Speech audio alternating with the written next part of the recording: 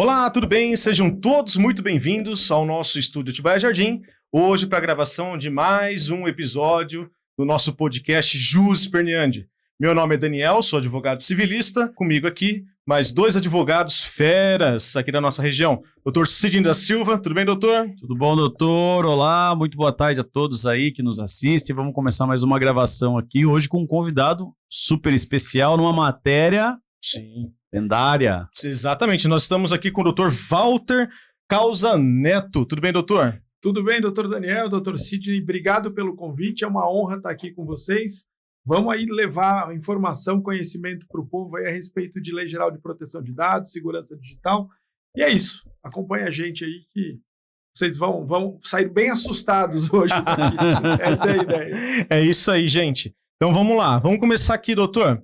Primeiro, antes de a gente entrar nas questões que a gente colocou aqui para a gente trocar uma ideia, primeiro eu queria saber da tua formação, doutor. O senhor é formado em qual faculdade? Quais são as especializações que o doutor tem?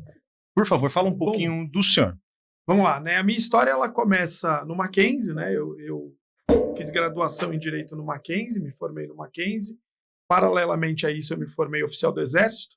E por que eu falo isso? Porque foi ali que eu comecei a lidar com segurança da informação, né? Naquela época era tudo analógico, era tudo papel, mas já lidando com boletim reservado, com sigilo, com confidencialidade. Me formei, comecei a trabalhar inicialmente com propriedade intelectual, com marca, patente, desenho industrial, que já tem a ver com tecnologia. Sim. E aí, seguindo, em 2006 eu tive um primeiro caso de direito digital, né, que era um caso que eu precisava descobrir quem era que estava usando um e-mail, que era o patodonald@hotmail.com, por curiosidade. Parece lúdico, quando eu falo isso nas palestras, o pessoal ri, mas esse e-mail estava acusando o então presidente da GM do Brasil em fraudes e copiando jornais do mundo inteiro. Então era uma situação bem crítica e grave. Na verdade, foi uma investigação criminal que você fez. Exatamente. Né? Na época, quem me auxiliou como assistente técnico foi o Domingo Montanaro, né, que era um assistente técnico que fazia esse trabalho para a polícia, hoje um grande advogado de tecnologia também, um grande amigo. E ele conseguiu ali rapidamente descobrir da onde vinha aquilo, identificação, né, da localização, e eu tive que partir para o judiciário ainda com analógico em 2006. E aí eu brinco nisso nas palestras também, explicar para o juiz que eu precisava quebrar um IP e que eu não ia derrubar uma árvore. E assim, graças a Deus, consegui naquele momento, já descobri naquele momento que ia ser difícil lidar com as plataformas, demorou muito tempo ainda que eu tivesse uma ordem 2006, né, doutor? 2006. Não tinha legislação sobre o tema, não né? Não tinha civil, não tinha nada disso. E aí ali, como foi um caso de impacto, eu falei, caramba, estamos juntando aqui uma coisa que vem da minha adolescência, que é a tecnologia, que eu já gostava. Sigilo e confidencialidade, o direito, tudo juntou ali em 2006. E eu comecei a investir nisso. E muita gente olhava, né? Eu tinha um sócio na época, que é um grande amigo até hoje, que trabalhava com direito de família e falava, mano, que área é essa? Né? Isso não existe, isso é brincadeira. E aí a coisa vem evoluindo. Quando em 2017 começam a falar de uma lei geral de proteção de dados, eu falei, opa, olha o mundo aí do direito me chamando forte de novo. E eu comecei a estudar, escrever desde lá, né? E aí eu fui me especializando. Aí sim, eu fiz inúmeros cursos internacionais de proteção de dados, de tecnologia do direito, fiz curso nas universidades grandes, né, Michigan, Harvard, fiz certificação internacional pelo Exim, fiz pós-graduação em direito digital e proteção de dados também, e mais do que isso, a questão das certificações foram o dia a dia, né, os desafios que eu comecei a assumir, até que em 2021, já bastante firme na área, eu tive um convite para um projeto, que é um dos projetos mais impactantes que eu fiz, que foi assumir a adequação do Corinthians, né? Que é uma... Independente do time de cada um, é um universo muito grande de dados. Eu sou corintiano, então o doutor está trabalhando num time top, diga-se de passagem. E em termos de dados, é um universo muito grande. Né? Só a plataforma do Fiel Torcedor tem 1,5 milhão de usuários. É bastante. É muita coisa. Né? São 10 Atibaias, quase uma plataforma. Caraca. Né? E aí, assim, ali tive que calejar bastante, aprender a apanhar né? E me deu muito mais... Hoje a segurança de dados do clube do Corinthians é você que cuida? A parte regulatória é comigo, mas a gente tem uma equipe de TI lá dentro, espetacular, que chama IPTEC, E eu posso falar, 5 anos lá dentro, nunca a gente teve um vazamento ou qualquer impacto real. A gente teve falso positivo, a gente tem tentativa o dia inteiro. Isso acho que em imagina. todos os canais. O meu e-mail do Hotmail eu recebo de uma em uma hora uma pessoa assim, uma tentativa de log, né? Que é em 2 fatores, aí pede para eu confirmar. Rapaz, quem tá querendo entrar, né? Então, de meia hora tem gente querendo entrar no meu Hotmail. Hoje tá todo mundo... Doutor, só cortando rapidamente, você consegue deixar o seu Insta, se surgir alguma pergunta pertinente ao tema, a fala do doutor, a gente pode repassar para ele. Com certeza. Que nós não conseguimos ver no meu celular. E aí... Para quem tá assistindo na gravação aqui do nosso estúdio, hoje estamos transmitindo ao vivo também esse podcast no Instagram.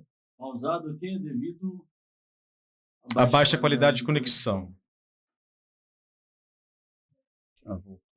E aí essa vivência, né, acabou me fazendo começar a compartilhar conhecimento e a coisa vai crescendo. E aí a palestra, você participa de um monte de horas. Doutor, um monte de coisa. Uma curiosidade, eu vi você num evento muito grande agora, acho que faz umas 2 semanas, uma semana. Que evento que era aquele? Evento voltado à LGPD? Essa semana eu tive um evento voltado à educação. Acho que em Campinas que eu vi você num evento grande. Na região de Campinas, não foi? Não. Acho que não. Uma palestra, algo assim? A semana passada eu tive no próprio Corinthians uma referente à exploração infantil, mas falando dos riscos na internet, né, ligado a essa abordagem eletrônica. Na segunda-feira eu tive um evento que é ligado à educação digital, né, plataformas de educação, escolas de educação, falando justamente da questão da proteção de dados. Né, porque são plataformas... Você monta uma universidade, você vai receber muito dado. Você tem que lidar com isso. Entendi. Sim. Bem, vamos lá, então vamos entrar aqui. Doutor, bom, só para o nosso telespectador ver aí, quem está assistindo aí, todos os podcasts, a gente vem com um hall de quase 10 perguntas, nunca conseguimos fazer todas, né? Verdade. Porque quando você faz uma pergunta, vai surgindo várias dúvidas no meio. Mas então, esse é o nosso roteiro. A gente tem algumas perguntas prontas aqui, mas se vier alguma pergunta do Instagram, primeira vez que a gente grava, a gente, se for pertinente, a gente vai repassar. Perfeito. Vai lá, doutor. Bem, o primeiro ponto, doutor, é o seguinte. Você já imaginou onde realmente vão parar as informações que você entrega ao assinar um contrato ou agendar uma consulta? Então, esse é um caso bem interessante, né, doutor Daniel? Porque a gente, no dia a dia, a gente é abordado inúmeras vezes para fornecer dados. Sim. Você vai hoje em qualquer loja, você pode colocar o teu CPF, você vai fazer uma prospecção aí para comprar um imóvel, você tem que deixar lá no formulário de interesse os seus dados. Droga raia, toda vez que você comprar um remédio, CPF. Né? E assim, até grave isso. E eu falo um pouco sobre isso. Então, assim, o dia inteiro ficam querendo os nossos dados.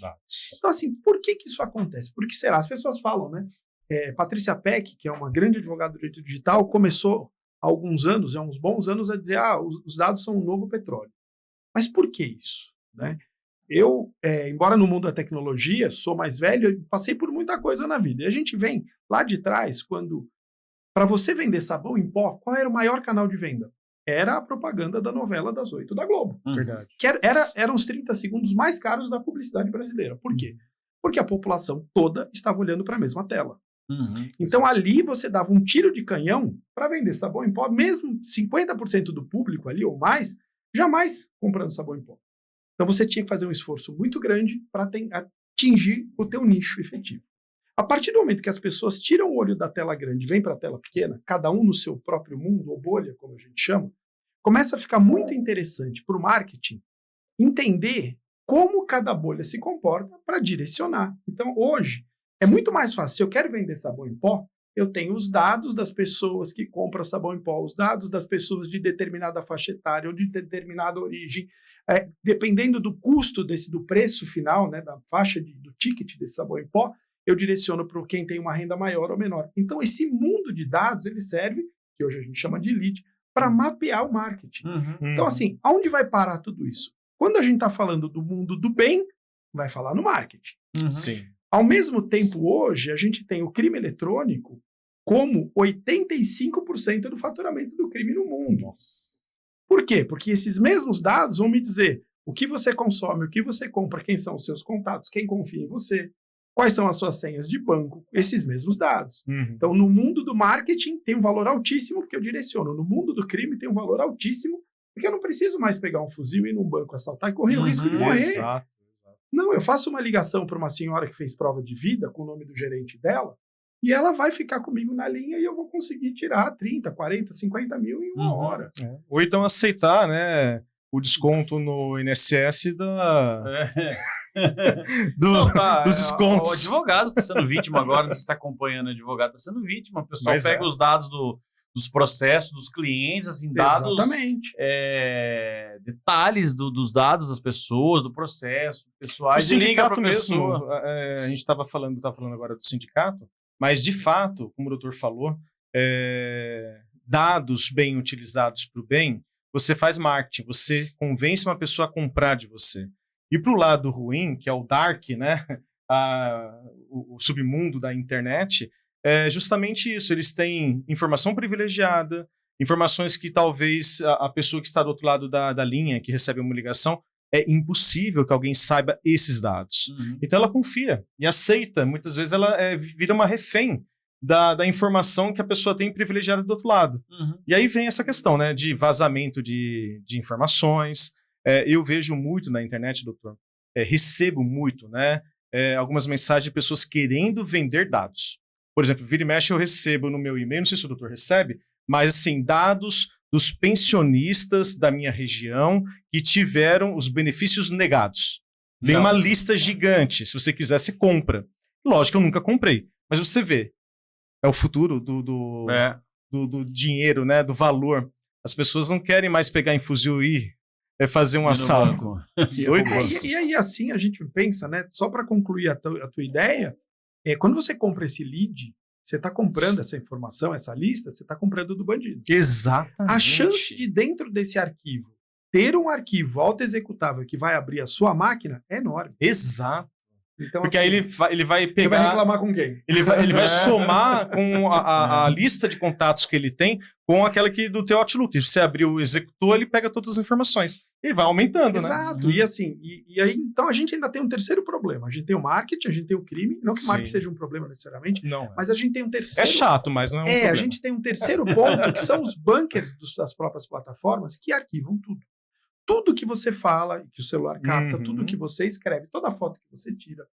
Né? Eu às vezes brinco quando eu estou nas escolas fazendo palestra para os adolescentes, até para alertá-los, aquele nude que você tira e manda para a pessoa que você confia, na verdade, a foto original ficou na Inglaterra num bunker. O que o coleguinha recebeu é uma cópia de baixa qualidade, inclusive.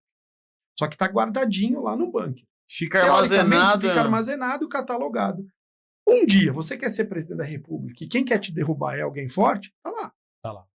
Então, assim, tudo hoje está ficando... Então, tudo que a gente expõe de dado, a gente tem que ter a consciência de que a gente está abrindo mão de uma certa privacidade. Então, eu, por exemplo, raramente preencho formulário nos lugares, raramente forneço o meu CPF. Porque não é do meu interesse, se for ok, mas não é do meu interesse efetivo que eu tenha o meu CPF relacionado a tudo que eu compro. Mas você vive tendo problema, então, por aí, porque tem um lugar que se você não der o CPF, não fizer um cadastro, eles não vão querer te atender. Mas graças a Deus isso mudou. Antigamente, eu tive muito problema de cara feia, né? Principalmente nas farmácias, que o doutor Daniel disse. No estado de São Paulo tem uma lei específica que diz que não pode atrelar desconto ao fornecimento de CPF. Tem uma lei do estado de São Paulo. Mesmo assim, eles não cumpriam. Sim. Aliás, tem uma farmácia aqui em Atibaia que tem um cartaz com o número da lei no caixa, que é uma farmácia pequenininha do bairro, sabe? Resistência. Porque no caso das farmácias é mais grave, porque eles não estão te dando um desconto em troca do seu CPF. Não, eles estão cobrando se você não quiser dar, porque o preço final com desconto é o preço da farmácia pequena. Exato. E para que eles querem essa informação? E aí vale a pena a gente pensar em alguma coisa. E a gente já fugiu da lista. Pro meu convênio médico. Eu tenho TDAH. Eu tenho TDAH. A gente vai falando. Bem-vindo ao clube. Eu faço palestra, eu faço slide e falo para as pessoas. Nem esquece o slide. Aquilo é só para dizer que tem um roteiro. Nós já estamos passeando aqui no tema. Mas isso acontece em todas as entrevistas. Mas por que os caras querem os dados de saúde? Você falou, para quê? Para parametrizar plano de saúde, para parametrizar prêmio para médico que recomenda determinado remédio. E aí, assim, tanto interessante, que a LGPD tem 70 e poucos artigos. Você não vai encontrar a palavra advocacia nenhuma vez, você não vai encontrar a palavra educação nenhuma vez, a palavra saúde está 23 vezes na lei. Então, quando o legislador fez, É uma lei geral que visa ali a lojinha do shopping, uma universidade ou uma usina. Mas assim, a palavra saúde passou na cabeça do legislador ali, no texto final 23 vezes. Cara, olha só que doido. Você, quando vai fazer um convênio médico, eles perguntam se você tem doença pré-existente. E você é um cara que toma uma medicação que é para determinada doença. E você compra na Drogas da Vida e você fornece lá o CPF para ter aquele descontinho toda vez. E aí você vai fazer o teu convênio e você fala, não tenho nenhuma doença pré-existente. Eu tenho certeza que o convênio sabe que você toma uma medicação que é para uma doença, o qual você está falando que não tem, e depois, quando você vai precisar, eles fazem um levantamento da capivara do cara. Não faz, doutor? Com certeza. Isso já vem antes do digital, né?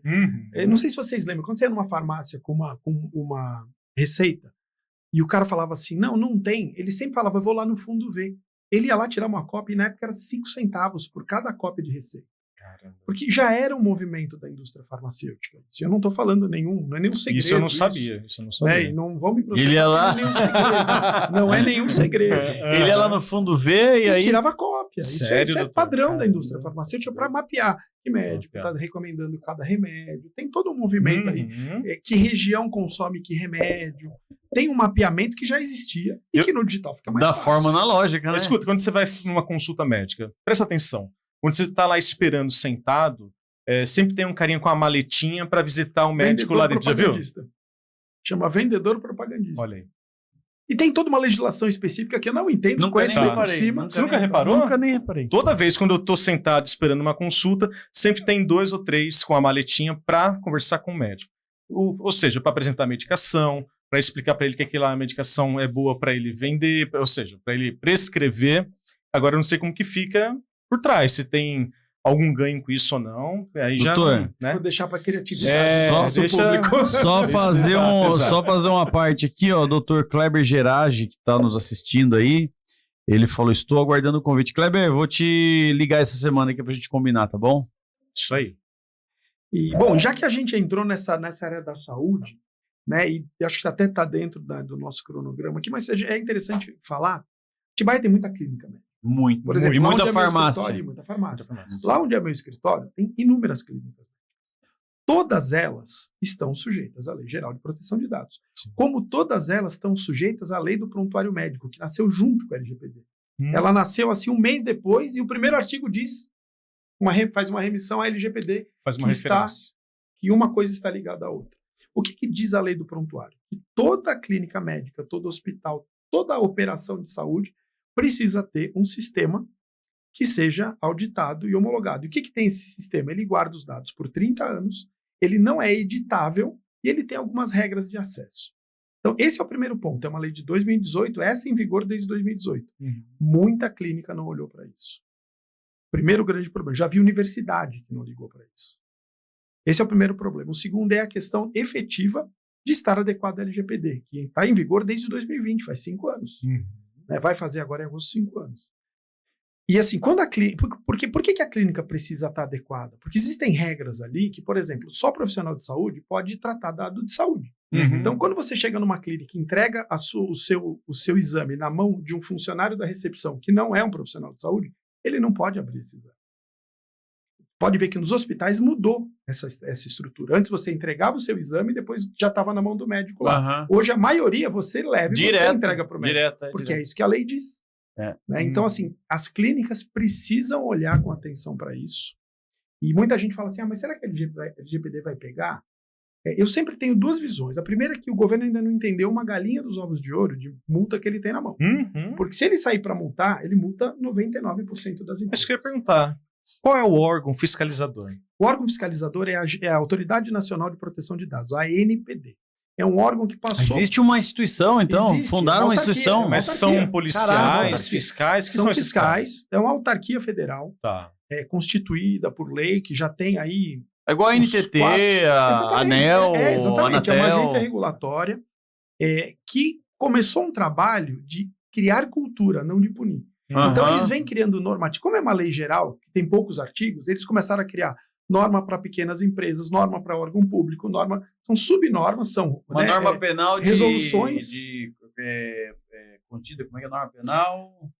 como é que o direito constitucional fala? É uma norma penal de eficácia contida. Que aí depende de outras de regulamentação. Mas é exatamente isso. Depende de... Então ela vem criando cultura. Tá. Né? E não existem punições efetivas. Mas o que eu posso dizer com tranquilidade? A NPD, no ano de 2025, abriu 1.000 vagas para concurso.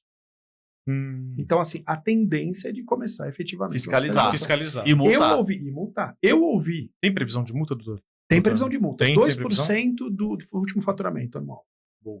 Anual. Esse é o limite. Okay. É o faturamento anual, 2% com limite de 50 milhões de reais. Na maioria das empresas não dá, mas quando a gente pensa no clube de futebol, dá, né? Então você vê que a faca que está no meu pescoço, ela é grande. Né?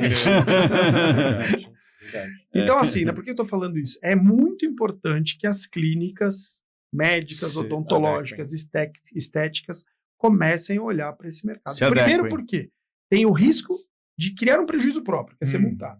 Tem o risco do prejuízo pro cliente. Teve uma clínica de cirurgia plástica que vazaram as fotos das pessoas nuas.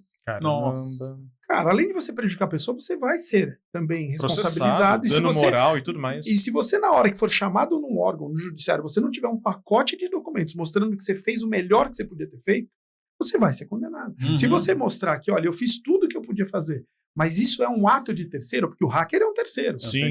Só que assim, é diferente de eu deixar a porta aberta, é igual deixar meu carro na rua com a chave dentro, roubaram, mas aí na responsabilidade civil, outra coisa eu tenho um alarme, um localizador, e os caras roubaram. Mas aí na responsabilidade civil a gente está falando de fato externo, né? Sim. Porque aí a responsabilidade, foi um ataque hacker, fizemos o melhor que tínhamos aqui, mas... E provar esse melhor. E tem que provar. Documentalmente, com evidências, né? E aí a gente vai questão da prova igual cadeia de custódia. Entendi.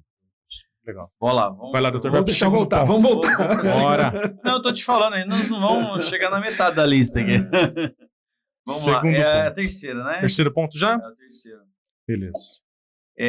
Quando foi a última vez que você parou para revisar suas senhas ou hábitos digitais como se estivesse trancando as portas de sua própria casa? Isso aqui é uma pergunta muito interessante, porque tudo que nós movimentamos tem senha. Tudo. E assim, você tem o hábito de trocar sua senha? Você que é especialista, doutor, qual que é a recomendação? Bom, vamos lá, vamos conversar. Esse assunto é bacana porque é muito prático. E assim, eu aprendi que toda vez que você faz uma palestra, alguma coisa, você tem que entregar alguma coisa para as pessoas. Você tem que sair com algo que você não tinha. Então, essa informação é que vocês não têm, ou pelo menos não estão considerando, e vocês vão sair de hoje daqui com isso. A senha, ela tem que ser trocada, na minha visão, na minha experiência, a cada 3 meses. Eu acho que a minha tem uns 30 anos. Às vezes eu tô numa plateia enorme, eu falo assim, quem é que usa a mesma senha desde sempre? Metade levantou. É um perigo. Vou levantar a minha. E mais do que isso, quando eu falo isso, aí eu falo, a senha tem que ter de 13 a 16 dígitos. Aí todo mundo dá risada também. Piorou. Do céu. Putz, como é? Eu não vou nem lembrar. E mais. Lembro de uma senha que o pessoal fala, essa é impossível alguém saber qual que é. Curva elíptica, não sei o que lá. 1, 2, 3, 4. Faz sentido. E aí a terceira questão, que aí o pessoal ri mesmo e fala, não tem o que fazer, e aí eu mostro que tem, é que você tem que ter uma senha em cada plataforma. Meu Deus, e pra decorar isso? É porque se o cara descobre uma, ele derruba tudo. Não é nem o cara, doutor Cidinho. Tem um negócio que chama spray de senha, que são robôs. Então, por exemplo, vazou loja americana, vazou Adidas, que vazou essa semana. Vazaram os dados da Adidas. Você tinha lá um perfil na Adidas, você tem o mesmo login e senha em tudo. Nossa. A partir do momento que vaza, tem robôs que vão tentando em tudo. Em cada lugar que dá certo, vai incluindo na lista. Nossa. Então, assim, isso eu digo com a dor de administrar o fiel torcedor do Corinthians. Porque muitas vezes a pessoa fala, vazaram os meus dados aí. Não. É que o cara usa a mesma senha e login em outra plataforma, e aí o cara tem, de fato, mas lá não vazou. E assim, quando você vazou em outro lugar, mas ele acessou essa. Exatamente. Quando você puxa as evidências, você consegue demonstrar que não teve nenhum movimento anômalo dentro do teu sistema. Mas o cara tem a senha. Mas o cara, vocês, os especialistas, conseguem descobrir se aquele acesso foi feito através de um vazamento, de um acesso originário, ou de uma invasão hacker? Tem como saber? Invasou minha conta, porque eu sou o torcedor. Não, ele sabe que entrou com o teu minha conta, o que eu sei é que eu sei que não teve um vazamento da minha base de senhas. Isso você tem esse acesso? Sim, esse acesso eu tenho. Que a tua senha foi a correta, que foi... Eu até consigo, às vezes, descobrir de onde. Mas aí tem que fazer um trabalho um pouco maior. E tem mais, aí tem que nem no caso do Corinthians, tem os sites falsos. Uhum. Aí, quando aparece o site falso, a pessoa insere a senha no site falso, então ele tá dando pro bandido. Tá dando a senha pro bandido. E aí é pior, porque o que acontece, né? Eu até vou falar um pouco dessa dinâmica, que depois eu explico como é que a gente faz uma senha legal. Uhum. O que acontece, né? Eu falei, tem 1,5 milhão de usuários no Fiel Torcedor. Eu tenho 49 mil vagas na Arena. 2 vezes por semana eu tenho 1.450.000 pessoas chateadas que não conseguiram comprar ingresso. Aí o cara vai numa rede social, aparece um link dizendo ingresso com desconto. O cara tá louco vai no jogo, ele clica. Sim. Quando ele clica, abre um site muito parecido com o Corinthians. Ele vai e alimenta, ele vai e põe o login, põe a senha, vai abrir uma página, e é até legal falar isso, gente, fique esperto. Abre uma página, ele vai comprar o ingresso, ele vai tentar passar o cartão, ele deu os dados do cartão, vai dizer que não deu certo o cartão, vai sugerir Pix. Isso acontece direto.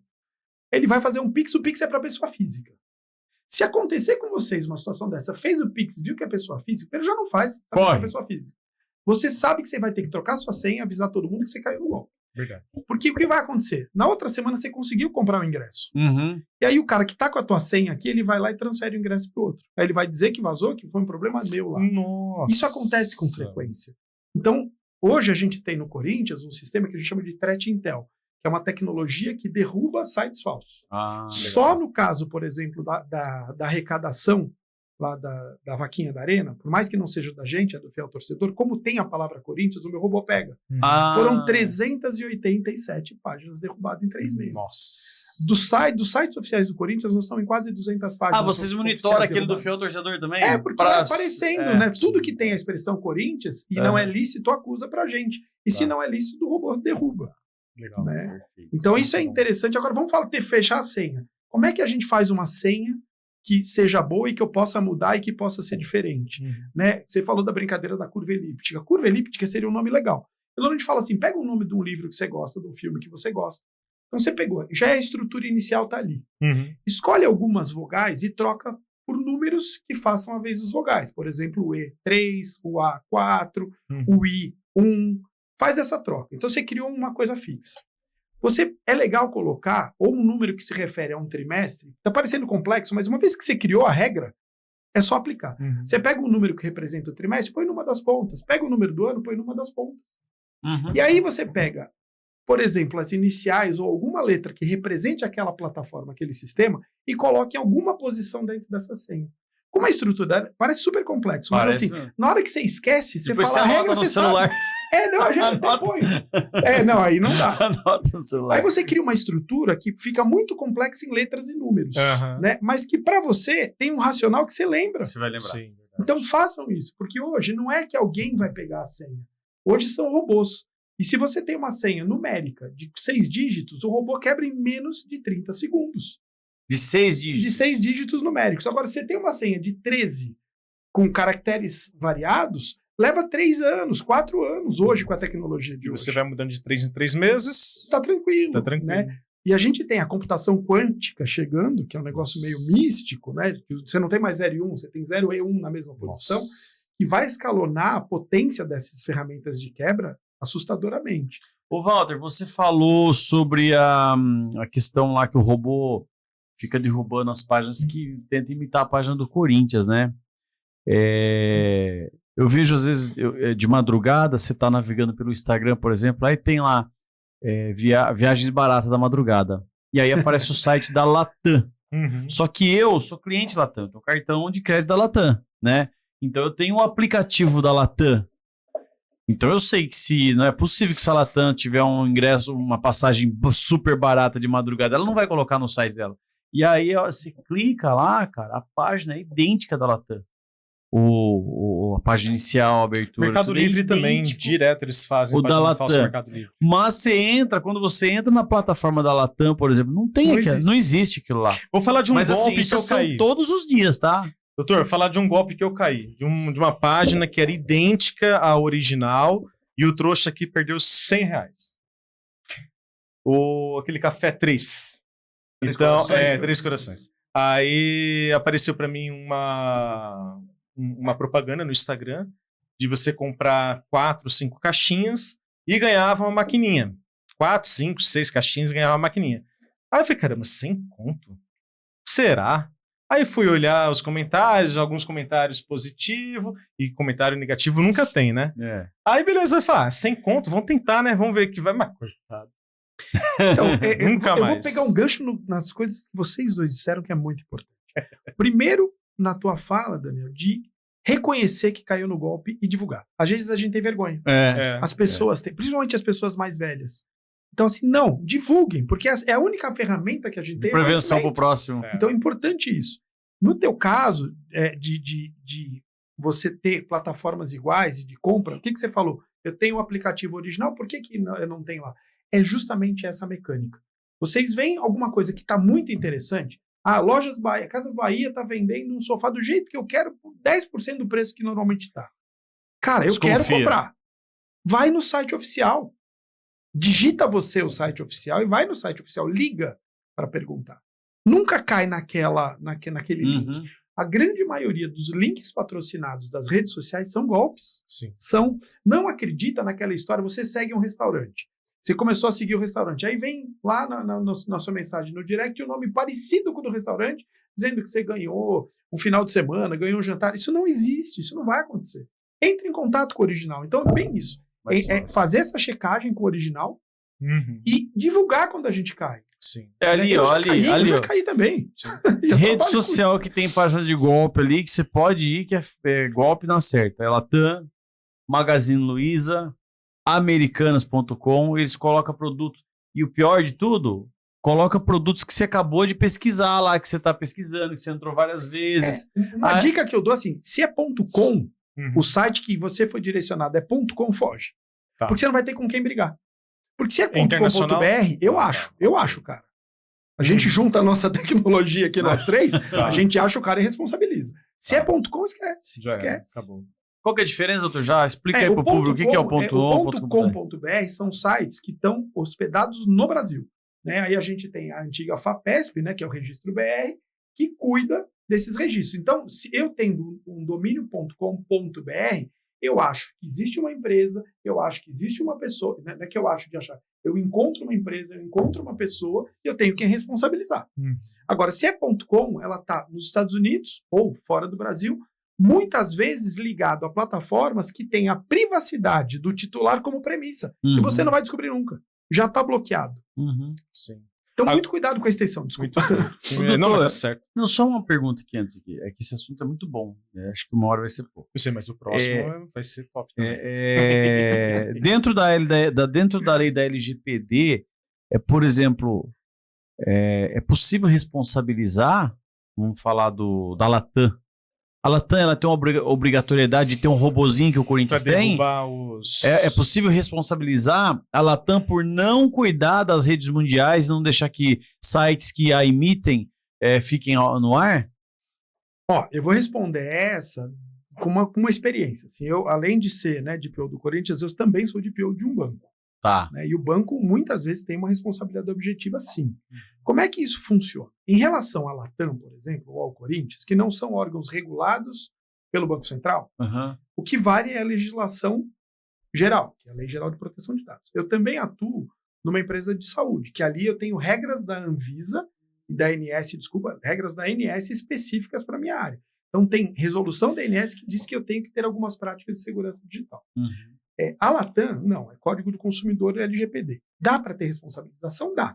Se ficar comprovado que eu como consumidor final, clicar num site que eu vi na rede social, dar os meus dados, eu não tenho como, com base nisso, culpar a Latam. Eles deveriam ter derrubado o site, mas talvez tenha subido na hora. Agora sim, se a pessoa liga para mim com um código meu dentro da Latam, dizendo que eu fui premiado, tendo a informação, sabendo a minha última viagem, eu tenho um vazamento de dados. Aí eu tenho uma responsabilidade. Então, assim, ali a gente vai precisar ver como começou o golpe, qual foi a mecânica do golpe. Se na mecânica do golpe, dados que eu tenho, eu e a empresa só, foram revelados para ganhar a minha confiança, eu tenho uma responsabilidade objetiva. Isso, Código do Consumidor com LGPD normal. Então, é muito interessante a gente entender a mecânica. Mas como é que você vai provar esse vazamento de dados? Fica registrado? Não, é que o vazamento de dados fica registrado. Nós conversamos sobre um caso uma vez. O meu cliente comprou um carro na Chevrolet, só para contextualizar, não sei se você vai lembrar. Meu cliente comprou um carro na Chevrolet, E aí a Chevrolet ficou de enviar o boleto, porque o financiamento não era da Chevrolet, era de terceiro. Ficou de enviar o boleto.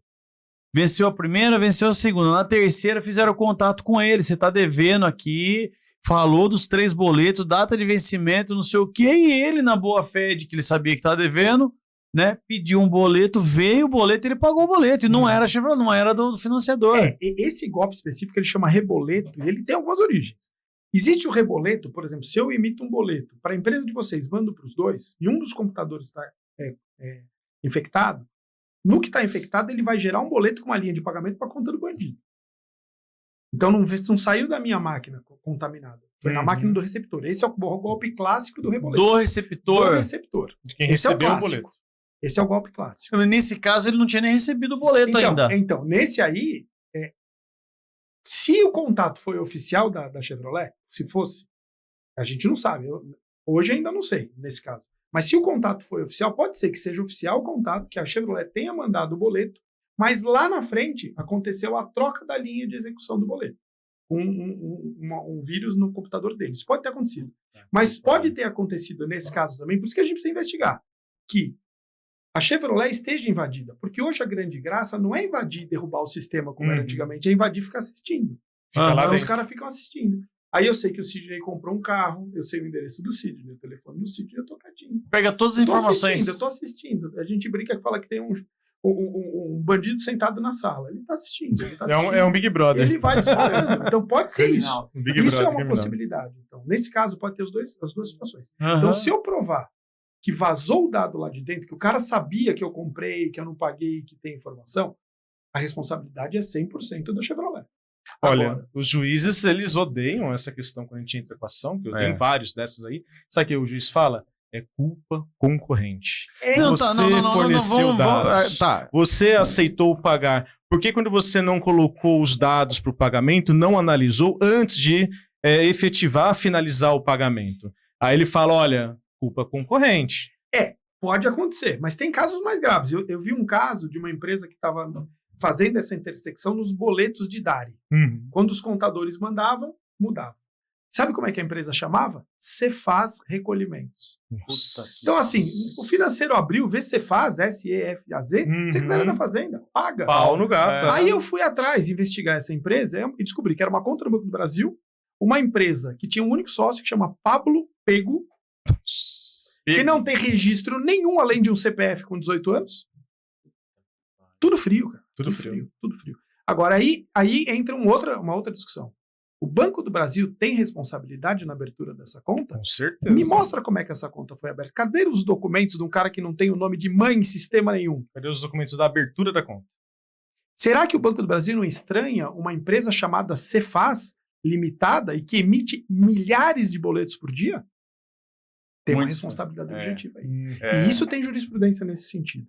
O banco, a partir do momento que ele permite que o cliente emita boletos no sistema dele, ele é corresponsável por esse boleto. Vamos voltar um pouquinho lá na questão do boleto da Chevrolet. Tá.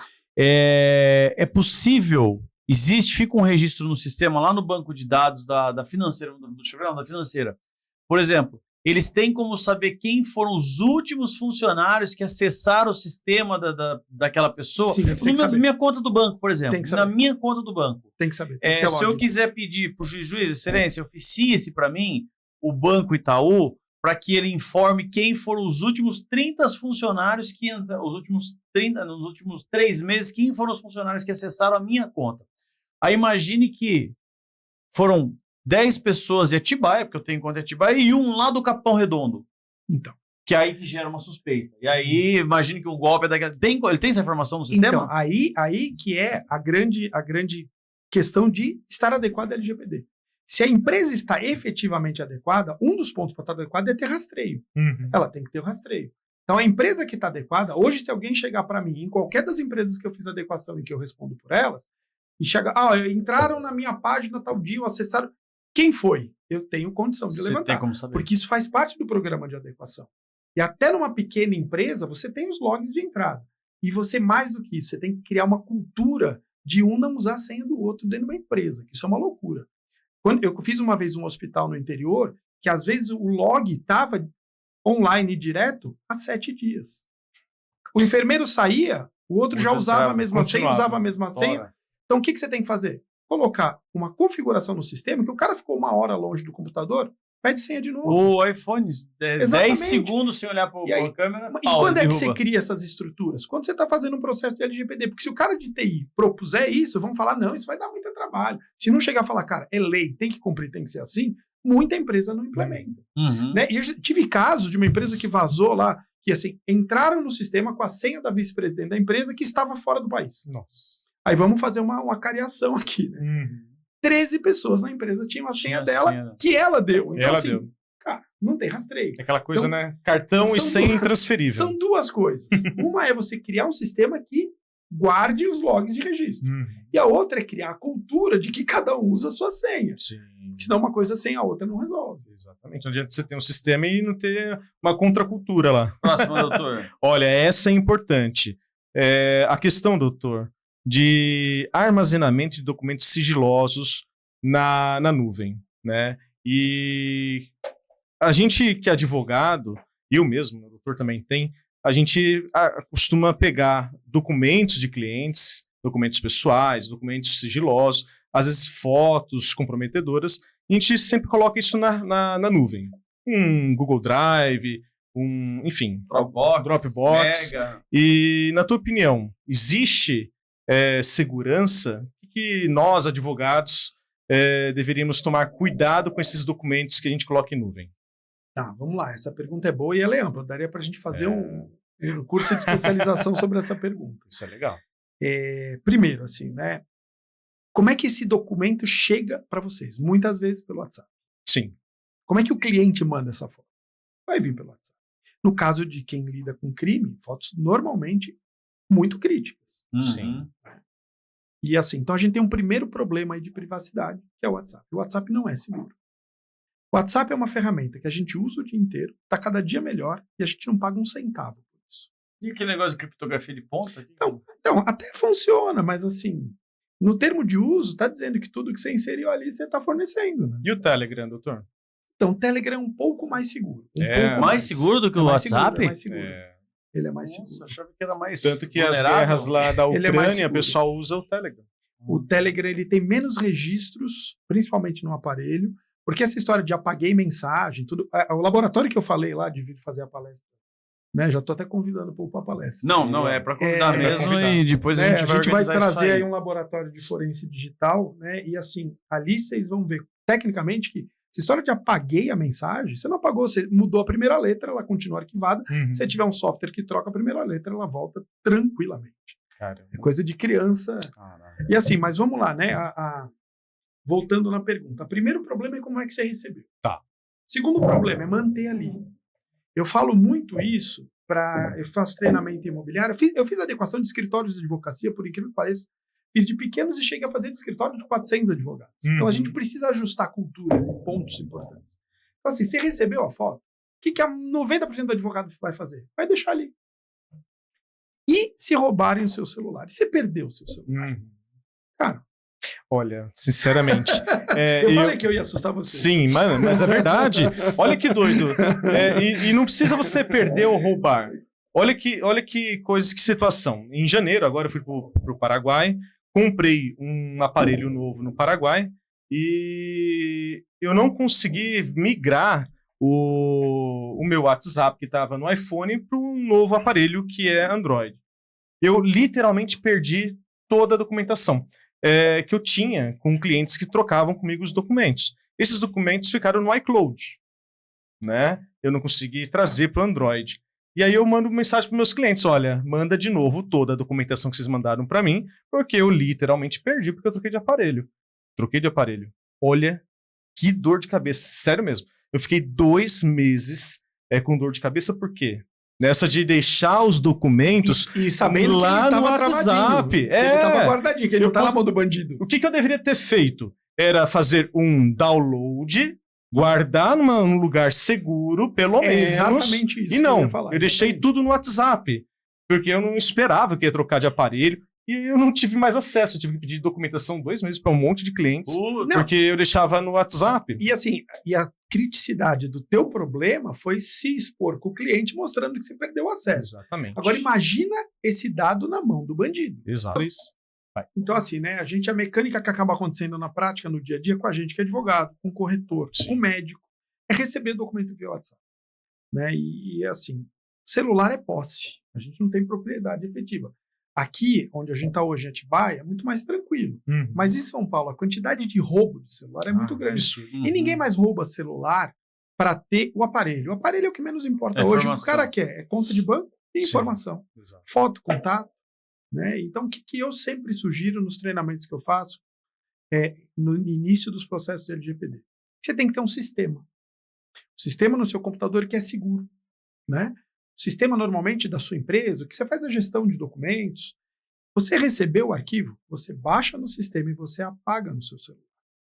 Dá mais trabalho? Dá. Mas o sistema que você fala sem acesso à rede internacional de... Não, pode até ter acesso, desde que seja um sistema seguro. Um software jurídico, por exemplo. Tá. Eu subo como documento na pasta daquele cliente. Google Drive e Dropbox, Então, Google Drive e Dropbox são opções boas, mas com cuidado que você tem ali como configurar a restrição daquela pasta.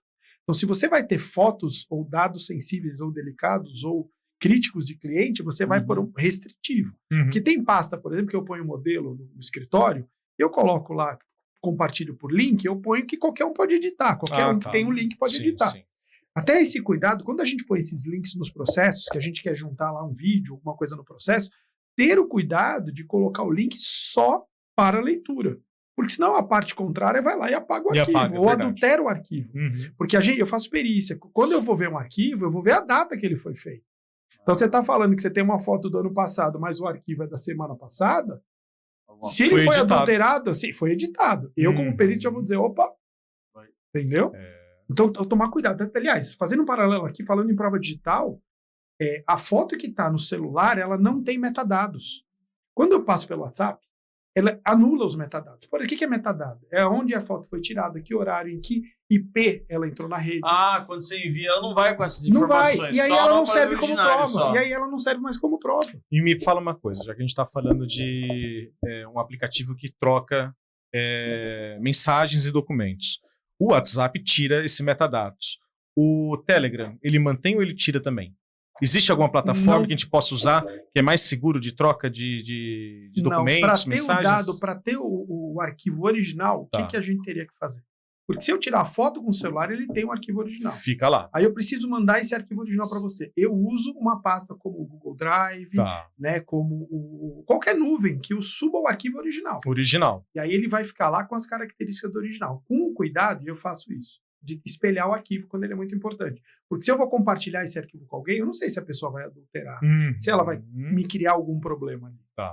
Então eu sempre guardo um original e uma cópia quando é um arquivo. Então assim, qual é a minha sugestão? Você recebeu do cliente uma foto, você imobiliária, porque a gente parece que está falando de alguma imobiliária, recebeu RG, certidão de matrícula, tem dado de todo mundo ali, gente. Pega um imóvel muito antigo, você tem dado de 30 pessoas, sendo que 29 não estão participando do negócio. Eu faço uso campeão e eu vejo que tem muita coisa lá. Então, assim, receber primeiro, o ideal não é receber via WhatsApp, mas a gente doutrinar cliente, a gente não vai. A gente pode se doutrinar a equipe. Recebeu via WhatsApp, baixa no sistema ou joga na nuvem, uma pasta protegida, bonitinho, e apaga do celular. Isso vai te dar paz. Vai te dar mais trabalho? Vai, mas vai te dar paz. E vai dar muito mais trabalho se isso vazar.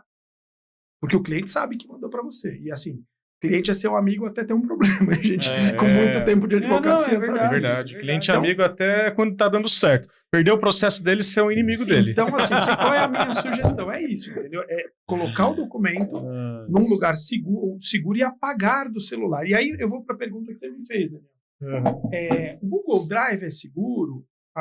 O iCloud, o Dropbox, isso é seguro. Nenhum deles é seguro de verdade. Mas assim, a gente tem, pelo menos como usuário e consumidor nesse caso, a garantia de que assim, no judiciário ou numa fiscalização, eu mandei para uma pasta que é tida como segura. Então assim, eu estou lidando com a Amazon, estou lidando com o Google, eu fui escolher o melhor. Perante o judiciário. Perante o judiciário. Na hora da responsabilização, você consegue mostrar você fez o que estava a seu alcance. Né? Então, isso é importante. Não, eu fui numa nuvem que um amigo meu criou de uma empresa. Esquece, não faça. Servidor privado que não é conhecido, sai exatamente, fora. Você vai ter quem responsabilizar. E é evidente que essas plataformas, por mais que elas são atacadas diariamente, elas têm uma estrutura. Tem uma equipe que cuida elas disso. Cuida da segurança. Né? E por fim, assim... E aí eu perdi o fio da meada, mas por fim... Você tá falando da nuvem, da segurança. Nuvem, isso. A gente colocando lá tem essa segurança, embora não seja realmente seguro. Sim.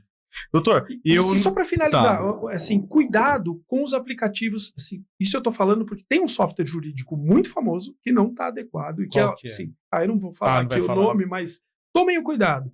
Porque assim, eles vazaram... Eu estava fazendo a adequação de um escritório de advocacia, eles estavam fazendo uma apresentação numa feira jurídica, que também não vou dizer o nome, e na tela eles estavam mostrando dados reais. Opa! Para mostrar a funcionalidade, eles estavam mostrando dados reais, faturamento de empresa, dados de sócios. E assim, quando a gente nesse caso, eu já tinha pedido para essa empresa adequação em algumas coisas, eles negaram. Cuidado, é um dos softwares mais famosos, não está adequado, e assim, você que escolhe trabalhar, né? E eu não estou fazendo contra-propaganda, eu estou vendo a segurança da gente. Sim. Você que escolhe trabalhar com uma empresa dessa, você está se expondo a risco. Né? E não é mais barato, não, é uma das mais caras, inclusive. Então, cuidado com quem você pega de parceiro. Que dentro da LGPD é muito claro, a gestão de terceiro. Se eu recebo o dado do meu cliente, eu recebi o dado do meu cliente, uma parte do processo é criminal, eu não faço criminal. Doutor Sidney, estou mandando. A partir do momento que eu faço o doutor Sidney, estou mandando, o que ele fizer é responsabilidade minha. Porque sou eu que estou compartilhando. Então, assim, para eu mandar, eu tenho que falar, e aí, tá seguro aí? Me mostra aqui que você tá seguro, entendeu? Sim. Teria que ser alguma coisa assim. Então, a gestão do terceiro é importante, inclusive de nuvem, inclusive de tudo. Lembrei do que eu ia falar da nuvem. A gente precisa tomar um cuidado só agora, porque mudou a regra da transferência internacional de dados. E toda nuvem é transferência internacional. Então, eles vão precisar adequar os contratos com cláusulas específicas que a NPD criou. Isso vai dar briga. Empresa internacional, transnacional, para eles mudarem o contrato, porque um órgão brasileiro determinou, vai ser difícil. Então a gente precisa acompanhar com cuidado isso. É que vai sobrar? Eu faço armazenagem no escritório em nuvem. E a armazenagem com compartilhamento com os advogados lá, entendeu? A pessoa que mexe na minha TI lá já sugeriu, coloca um servidor aqui, doutor. Põe um servidorzinho aqui. E todo mundo usa esse servidor. Inclusive, a gente está em... Com SharePoint. Inclusive, a gente está em vias de fazer. Ele já falou, já tinha alertado. Né? Porque a gente tem uma metodologia de trabalho lá. Então, por exemplo, se eu coloco algo, eu preciso que você faça a revisão, eu te comunico. Falo, doutor, faz a revisão no arquivo tal. Então, eu percebo que talvez a gente esteja vulnerável lá, né? Por causa dessa o que eu sugeriria, né? Você ter um segundo fator de autenticação sempre nessa situação. Porque a senha alfanumérica ela pode vazar. Igual o Tribunal de São Paulo fez agora. Aquilo é um exemplo claro. E tem um Google Authenticator que é gratuito e dá para fazer exatamente... Eu uso ele. Perfeito. E o Google Authenticator eu consigo colocar onde eu quiser ele, onde eu movimentar dados? Sim. Show de bola. Doutor, deixa eu perguntar. Uma coisa que eu coloquei dentro dos meus contratos de honorários. Eu coloquei faz uns 2 anos. Cláusulas da LGPD. Que eu falo sobre tratamento de dados, documentação, e eu tomei o cuidado de colocar isso dentro do meu contrato de honorários. O doutor fez isso com os seus contratos? Não sei. Doutor, o senhor aconselha o advogado colocar dentro do contrato de honorários? Todo contrato hoje, 100% dos contratos, né? No meu escritório eu cuido dessa área, a gente cuida de diversas áreas, mas todo contrato que passa pela gente, seja o que for, um contrato de compra e venda de imóvel, qualquer contrato, pelo menos uma cláusula simples dizendo que os dados que as partes tiverem acesso por força do contrato só podem ser usados para a consecução do contrato, é fundamental. Você não precisa ir muito longe. É isso que eu tenho. Eu acho que na última revisão que nós fizemos no contrato, eu acho que nós adicionamos. Eu vou até dar uma conferida. Se o doutor não tiver, eu tenho o meu, quiser como modelo. Porque no começo o pessoal estava vibrando demais, né? Novidade é uma delícia. Os caras punham, dentro do contrato, punha lá, fazia um glossário da LGPD. Aí, assim, o contrato tinha 3 páginas. Na hora de adequar, ficava com 42. 28 era... Não precisa. Pelo menos uma cláusula simples. Sim. Os dados que a parte tiver acesso por conta desse contrato só podem ser usados para a consecução do contrato. Acabou o problema ali. Olha, fica a dica, doutor, se você puder na hora da edição, né, nesse momento, fazer a orientação e colocar para quem assistiu. Sim. Eu tenho são 3 cláusulas que eu uso no meu contrato, eu posso até colocar no vídeo como forma de modelo. Pronto, assim, pega a recomendação do doutor, põe no vídeo lá, eu coloco lá, entendeu? Muito bem colocado, tem muito advogado assim. Sim. E não é só para advogado não, gente. Contrato imobiliário, contrato de locação. Coloca a cláusula, porque a Lei Geral de Proteção de Dados é para 100% das pessoas jurídicas que tratam dados. Exatamente. 100%. Doutor, uma pergunta fora do nosso cronograma. Existe alguma crítica do doutor como especialista em relação à lei? Algo que deveria ser diferente? Bom, mano, se tiver várias, fala uma que você acha mais crítica. Qual que é o grande problema, na minha visão? É você ter o G de geral. Então, a partir do momento que você cria uma lei, que é uma lei enxuta, é uma lei de princípios, mas que ela visa regular a operação de um escritório de advocacia de 2 pessoas, de uma universidade de 2.000 pessoas e de um clube de futebol que tem alguns milhões de pessoas na base de dados, vai ficar lacuna. Né? Então, assim, eu acho que poderia ter se olhado um pouco mais amplo, talvez essa lei tivesse que ter sido um pouco mais ampla no começo, para evitar até que fique saindo normativos, né, que vai precisar... Por exemplo, agora o pessoal está dizendo, né, eu convivo muito com as pessoas de tecnologia de todos os clubes de futebol. Então, assim, gente, a gente precisa ter alguma coisa no nosso mercado, porque a gente estava tranquilo. No começo desse ano, a Autoridade Nacional, a ANPD, notificou 23 clubes falando do reconhecimento facial, que é por força de lei, da lei do Estado de Cidade, do projeto de lei do Estado Seguro e da Lei Geral do Esporte. E aí, assim, a ANPD notificou todo mundo dizendo como é que vocês estão fazendo. Então, assim, a partir do momento que a ANPD mostra que está olhando para esse mercado, o mercado se sente inseguro, porque, assim, eu estou usando uma regra que é geral para uma coisa muito específica. Então, assim, na minha visão, a lei poderia ser um pouco mais abrangente, mas eu tenho uma preocupação por lidar muito com direito e tecnologia. Sabe aquela fábula de que quando a gente era criança da tartaruga e da lebre? O direito é a tartaruga, a tecnologia é a lebre. Os caras estão há 3 anos falando de inteligência artificial para um projeto de lei, que a hora que ele sair, ele está completamente obsoleto. Então, o que eu sugiro até, quando a gente pensa em lei e tecnologia, para que a gente crie leis um pouco no sentido do que é o Marco Civil e a LGPD, leis de princípios. Não adianta eu querer regular atos, porque os atos vão mudando.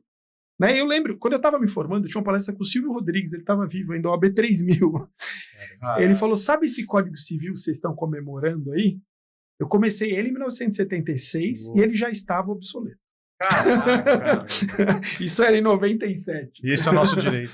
Não acompanha. E assim, o legislador, ele já tem muitas vezes uma deficiência técnica de legislativo. Sim. Né? Poucos legisladores têm formação jurídica, ou de humanas que seja. Quase nenhum, né? Poucos. São caras que estão fazendo lei. Sim. Que contratam equipes, eu sei disso, equipes muito boas. Isso mas, isso nós estamos falando nível municipal, estadual e nacional. Federal, então você pega, vamos falar de Atibaia hoje, dentro do nosso legislativo. Vamos falar, porque Atibaia tem uma cidade de quase 200 mil habitantes, tem que fazer lei que aplique-se ao nosso povo, né? Exato. Atibaia tem quem de advogado como legislador? O Dr. Júlio Mendes. Júlio Mendes. Que eu me lembro só do Dr. Júlio Mendes hoje. O Daniel virou prefeito. O Daniel é prefeito, advogado, né? Então, assim, e aí, quando vê uma legislação, será que tem um assessor que entende de lei, que vai dar que o doutor falou, para ele? É importante ter uma boa equipe. E saber se essa equipe é boa, porque quando a gente não sabe, a gente não consegue filtrar, né? Então me preocupa um pouco isso. E aí, quando a gente fala de direito e tecnologia, o cara tem que entender um pouco das duas coisas, né? Ou ter equipes boas das duas coisas. Exato. Então, assim, eu acho que a LGPD ela poderia ser um pouco mais robusta, né? Ela se inspirou muito na legislação europeia, que foi a mãe de todo mundo. Né? A GDPR, que é a lei europeia, ela é 2 anos mais antiga. E por que a gente teve que se adaptar? Até é interessante a gente falar um pouco disso. Porque, assim, como eu disse, se eu for compartilhar dado que o meu cliente me deu com você, eu vou precisar saber se você também está adequado. Então, a partir do momento que a Europa criou uma lei, que é uma lei que escalona, para eu fazer negócio com a Europa, eu tenho que ter uma lei compatível. E o mundo inteiro teve que engolir goela abaixo. Né? E a gente tem uma cultura inspirada na deles, foi mais fácil da gente absorver. Mas países como o Japão, que tem uma cultura muito diferente, foi traumático para eles. Só que aí a gente tem um problema. A gente copiou a lei lá da nave-mãe, da Europa. Só que a Europa, em termos de tecnologia, não é referência. A gente teria que ter copiado a lei de Singapura, a lei da China, que aí sim a gente está numa legislação de alguém que vive o problema da tecnologia há muito mais tempo. Na China, hoje, se você Mas falar em cartão de crédito, estão adequados. A China, se você falar em cartão de crédito hoje, ninguém sabe o que é. Já faz muitos anos que o pagamento é feito por retina, por palma da mão, por chip. Caraca. Eu assisto algumas pessoas que viajam o mundo, né? Os viajantes, os blogueiros.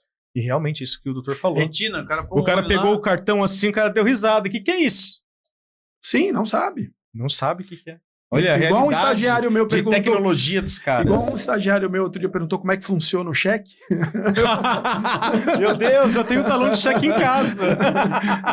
Hoje já é até advogado. Você tem cheque, doutor? Não, era um caso lá e eu não tenho mais, não. Era um caso lá e eu falei, não, mas isso foi cheque assim? Ele me olhou e falou, mas doutor, como é que funciona o cheque?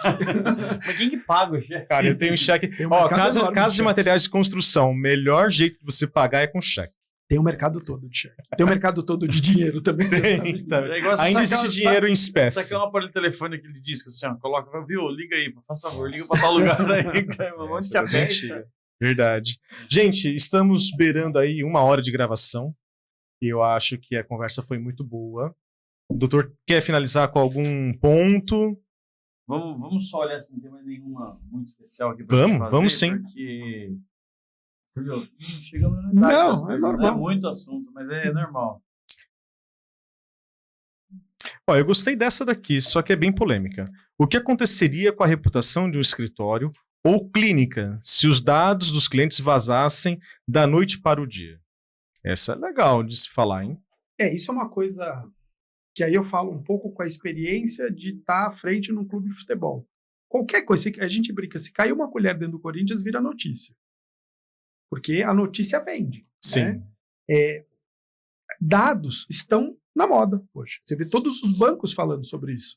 Eu, no final de semana passada, entrei dentro de uma loja de departamento no shopping, o microfone ficava falando, nós estamos cuidando dos seus dados, nós cuidamos. Então, é o momento em que os dados estão em evidência, da notícia.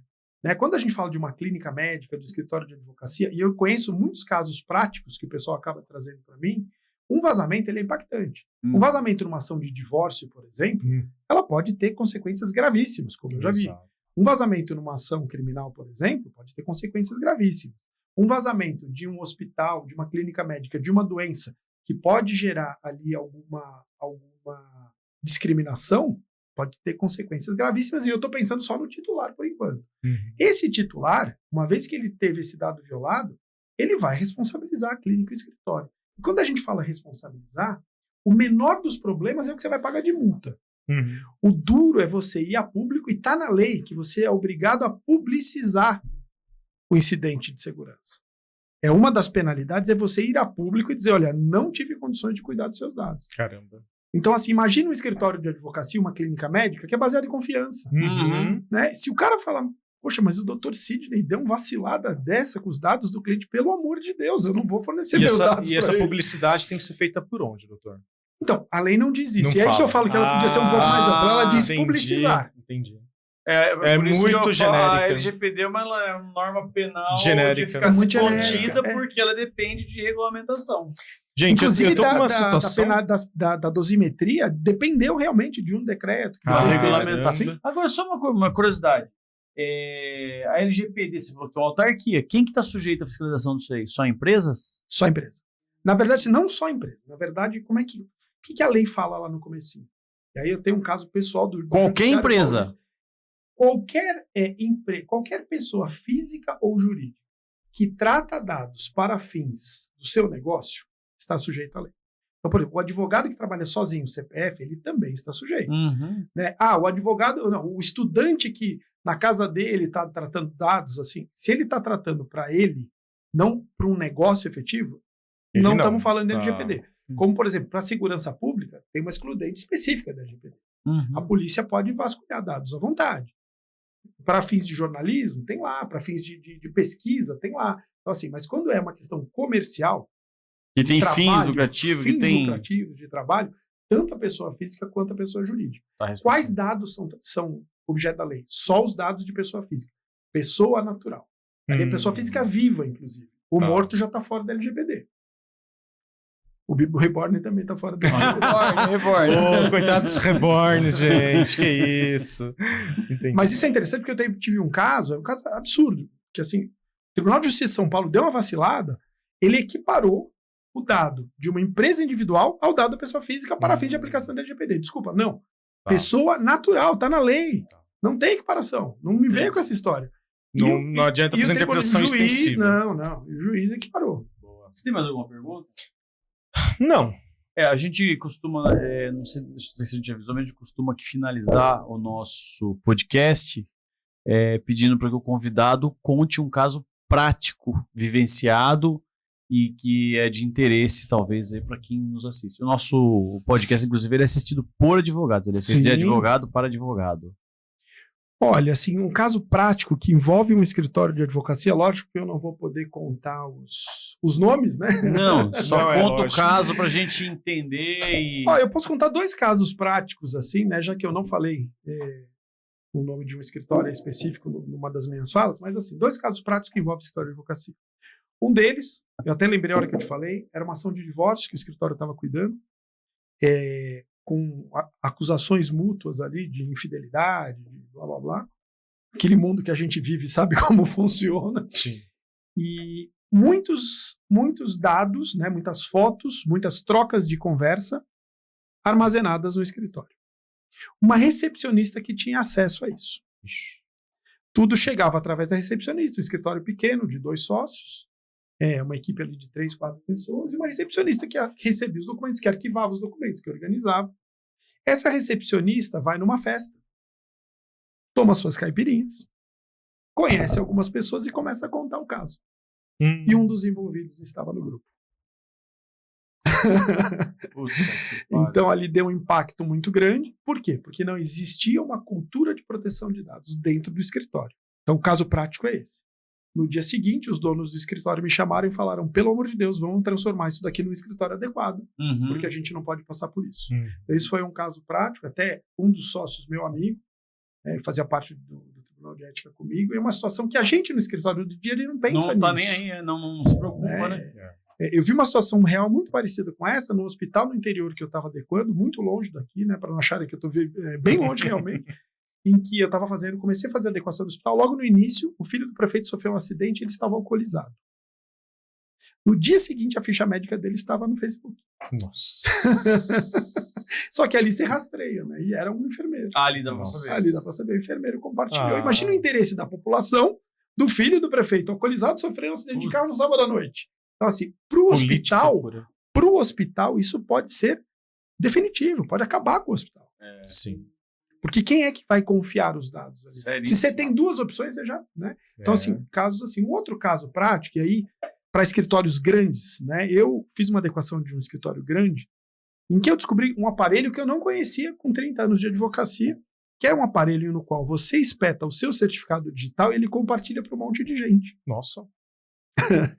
Então, assim, a gente, às vezes, tem lá o nosso certificado e na mão de alguém também, próximo, né? Que já está errado. Cada um que tem o seu. É verdade. Né? Mas assim, o estagiário não tem certificado, você precisa que ele peticione, você deixa na mão dele, você está correndo risco. Né? Mas assim, imagina um escritório ou uma empresa, uma contabilidade. Aliás, vamos depois falar disso de contabilidade, que também tem um caso prático muito, muito sério aqui. E aí, assim, quando me disseram que existia esse aparelho, eu falei, oi? Você tem uma centena de advogados pelo Brasil assinando com o seu nome? Com o mesmo certificado que acessa o ECAC? Que dá para fazer empréstimo no seu nome, é isso mesmo? Ah, não, mas o sistema monitora, eu sei o que cada um está fazendo. Eu falei, mas filtra ou monitora? Não, monitora. Eu falei, então, a primeira providência nós vamos tomar é acabar com isso, pelo amor de Deus. Ah, né? não, era um roteador de certificado. Era um roteador de certificado, exatamente. Né? Então, assim, para escritórios, inclusive contabilidade, isso. Agora, contabilidade, um caso prático que eu tive, o sistema do GovBR é muito falho. É um problema sistêmico. O que acontece? O sistema ficou horrível, mas o que acontece? Como é que é feita a contratação do órgão público no Brasil? É licitação. Licitação é menor preço. Menor preço normalmente não está atrelado a maior qualidade. Quando a gente está falando de segurança, a gente precisa da maior qualidade, a gente não precisa do menor preço. Então, já é um problema sistêmico de contratação do governo. Não é uma crítica ao governo, não. É uma questão, a crítica ao sistema, como ele funciona. Então, assim, quem construiu o GovBR, por mais que possa ter feito um bom trabalho, Na questão da segurança, e o nosso país, em termos de segurança de infraestrutura crítica, é muito bom, muito bom. Mas em termos de segurança, o GovBR é falho, realmente falho. Então, assim, o que acontece? A pessoa vai, o escritório de contabilidade acaba tendo senha de todo mundo, o que está errado. Ele tem que ter procuração feita no ECAC. Atenção, procuração feita, não deem a senha do GovBR para ninguém nunca. E o arquiteto tem uma procuração feita no ECAC para fins específicos. No próprio ECAC, a pessoa vai lá e gera uma procuração. Tem uma opção enorme de para que a procuração online. E aí você gera uma procuração. Para você ter acesso ao Gov do teu cliente. Exatamente. Então você vai precisar, por exemplo, acessar o meu INSS pelo Gov do cliente. Você faz através de uma procuração. Exato. Então, assim... Aqui no nosso escritório, a gente pega a senha do cliente para ter acesso ao INSS. Sabe por quê? Aí, porque assim, você pega a senha do cliente, você sabe o que você vai fazer. Mas assim, você não sabe o que o teu funcionário vai fazer, você não sabe se assim, o celular do seu funcionário está correto. Isso aqui ouve tudo, você não sabe se você está falando a senha, está ouvindo. Então, não tem a senha. Tem a procuração. Advogado previdencialista faz muito isso. Escritório de contabilidade. Por que eu estou falando isso? Porque às vezes essa senha vaza. E hoje, com essa senha vazada, eu tenho um caso real que com a senha vazada, a pessoa financiou um carro pela Aimoré. Nossa, caramba. De repente, o gerente liga para o meu cliente e fala assim, olha, você não pagou a parcela. Parcela? Parcela do quê? Da Tiguan que você comprou. Tiguan? Comprou Tiguan, não. Comprou na Aimoré, contrato tá aqui. Caraca. Eu? Não. Via GovBR. Caramba. É um problema tão atípico, e atípico não, é no comum hoje, mas tão novo e tão... que assim, eu consegui, a Aimoré reconhecer o problema durante o processo, mas assim, esse carro ainda está rodando, mesmo não no nome dele, gerando multa no nome dele. Então, assim, e aí hoje, ontem, eu pedi para o juiz mandar um ofício para o Detran para suspender. Pelo menos suspende enquanto não resolve. Calma, né? Mas assim, tudo através de uma senha do GovBR. E é um negócio que no dia a dia, às vezes a gente fica até com vergonha de fazer isso. Minha mãe me pediu, olha, você precisa passar a sua senha do GovBR para uma arquiteta que está resolvendo um negócio para mim no seu imóvel. Eu passar minha senha? Nunca, né? Você tá louco? Falando com o profissional da área, né? Não, mas precisa. Ela não tem noção do que ela tá falando. Eu vou falar sério, eu conheço essa arquiteta, mãe de um amigo do meu irmão. É de confiança, falei, mas... não vou passar. Não, mas você precisa me ajudar. Eu falei, mas mãe, como assim? Eu conheço ela, eu não sei quem é que vai entrar no sistema dos funcionários dela. Eu não sei a intenção do cara. Porque hoje a gente tem uma questão de segurança, que são os insiders, são pessoas que são preparadas pelo crime, capacitadas pelo crime para trabalhar no meio da gente, trabalhar nos bancos, trabalhar nas tele. Esse golpe do advogado, ele nasce de pegar o processo lá, não nasce? Sim. Mas onde o cara arruma o telefone do cliente? Você não pôs o celular do cliente no processo, pois? É gente dentro da tele. Quando você falou da Dark Web, todos esses dados que ficam vazando, e a nossa primeira pergunta, os caras criam pacotes. Então eu consigo chegar na Dark Web e comprar um pacote de um de vocês dois com toda a informação. Custa $8. Eu abri o CNPJ do escritório e eu recebo todo dia ligação do C6, por exemplo, Banco C6, Banco C6. Para de ligar para mim, pelo amor de Deus, deixando todos os dias eu recebo ligação do C6 querendo abrir conta. O caso prático, importante é esse do GovBR, que atinge as contabilidades. Eu atendi uma contabilidade, que eu também estava no processo de adequação deles, em que um cliente acusou eles formalmente, inclusive fez uma representação criminal, porque supostamente eles forneceram a senha para o escritório, alguém entrou no GovBR, mudou as declarações de imposto de renda, diminuiu os valores, pediu a restituição. E aí, magicamente, a restituição saiu em 2-3 horas. Tenta. Saiu em 2-3 horas para uma conta em nome da empresa. Num banco que a empresa nunca teve. Aí a empresa já acusou o escritório. A gente fez um rastreio, mostrou que o IP, nenhum dos IPs que acessou era do escritório, nem próximo, né? E aí fez a defesa deles. Mas é um caso prático. Por que você não precisa? É melhor você não ter a senha, porque o cliente vai achar que foi você. E é muito frágil o sistema. E isso acontece. Então, senha do GovBR, gente, muito cuidado. Dá para entrar em conta bancária, dá para fazer empréstimo, dá para mudar a declaração, eu já vi caso de perder a empresa, a pessoa perdeu a empresa. Nossa. Doutor, só pra gente finalizar, quanto tempo deu, doutor? Se deixar, eu falo até amanhã. 1h13. Se você já... Deixa eu te perguntar uma coisa. Você já trabalhou ou já foi contratado como perito para orientação, assistência na questão digital de algum crime? Eu já atuei, não como perito contratado, mas como consultor. Consultor. No escritório. Sim. Então fica aí a dica para os colegas de escritório, advogados aí, ó. Quando tiver algum caso que precisar de um vasculhamento ou uma orientação sobre dados, o Dr. Walter está aí. E fui convidado, até uma coisa curiosa, recebi ontem uma convocação. Não sei se vocês viram o caso de coleta de íris. Estavam coletando as íris, pagando R$700 para a pessoa ir lá. Eu vi no jornal. Isso, esse caso é um caso que virou uma CPI e me convocaram como técnico, né, para dar meu esclarecimento. Eu vi Estado aqui, do governo do Estado? Eu vi no jornal, inclusive, eles fazem uma crítica.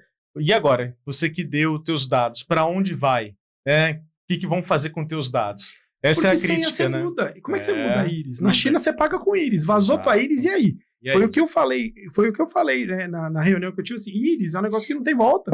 Então, assim, se eu sou um hacker, e hoje o crime digital, ele é a maior economia do mundo. Esses caras estão em plataformas na Coreia do Norte, em alguns outros países que não têm extradição com o Brasil, operando o Brasil. Bilionários, operações de bi, vazamentos de banco que não chegam pra gente de bi.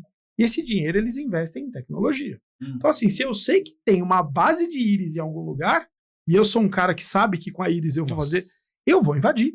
Então, assim, não estou dizendo nem que é má fé da empresa, até porque eu não posso dizer porque eu estou envolvido. Sim. Eu vou ter uma opinião muito neutra e técnica de explicar a mecânica, só. Agora, assim, você ter uma joia valiosíssima, você vai ter que cuidar muito bem disso. É igual senha, se for igual senha, você troca da íris. Quais são as camadas de proteção desses dados? Eu não teria comigo. Tanto que, assim, toda a discussão de biometria facial de clube, dentro, né, do sistema, tanto debatendo com os colegas dos outros times, a primeira coisa, assim, eu não quero essa base de dados. Eu vou coletar e eu vou eliminar, dentro de um prazo mínimo de segurança, que eu preciso informar os órgãos, mas no começo da conversa com o Ministério Público, a minha ideia era, eu coleto e você trata. Porque, assim, saber quem é que está pedido criminalmente, saber quem é que não pode entrar em estádio, é o problema de vocês, não é meu, eu não tenho competência para isso. Então eu nem quero ter isso na minha mão, porque é pesado. Agora uma empresa que compra isso ainda, comprar um problema, né? Doutor, eu queria que o senhor deixasse aqui um contato, rede social, para os colegas que queiram entrar em contato com o doutor, se possível. Perfeito, posso deixar. Minha rede social tanto o Instagram é @causaneto, CALZA Neto, e no LinkedIn, /IN, Causa Neto também. Você colocar Causa Neto, CLZANET, no Google vai aparecer lá os meus caminhos. Estou super à disposição.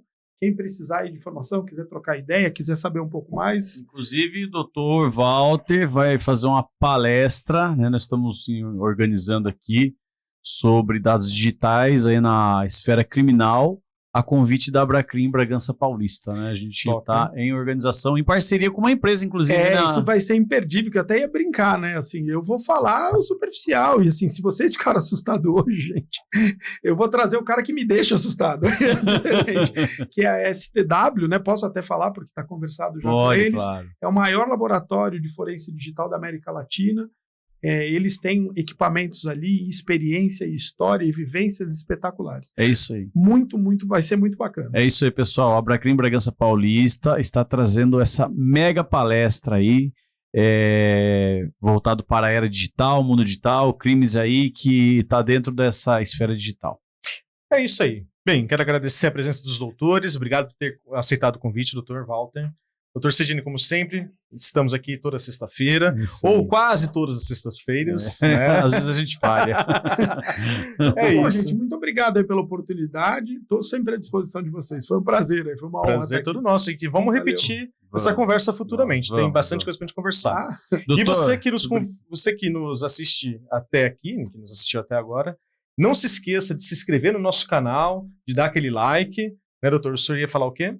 Doutor, muito obrigado por aceitar o convite. Obrigado. Já faz tempo que a gente está combinando de vir, né? Não deu certo, agora deu certo. Mas a gente não exauriu nem um terço do tema e vamos marcar uma próxima vez. Obrigado, doutor. Uma coisa que eu falo assim, como eu falo do mundo digital e tudo foi pro digital, a gente tem tema aí, tem criança, tem muitos temas pra gente debater. Tem sim, é isso aí. Então é isso. Finalizando, um abraço, pessoal. Até a próxima. Obrigado, até a próxima.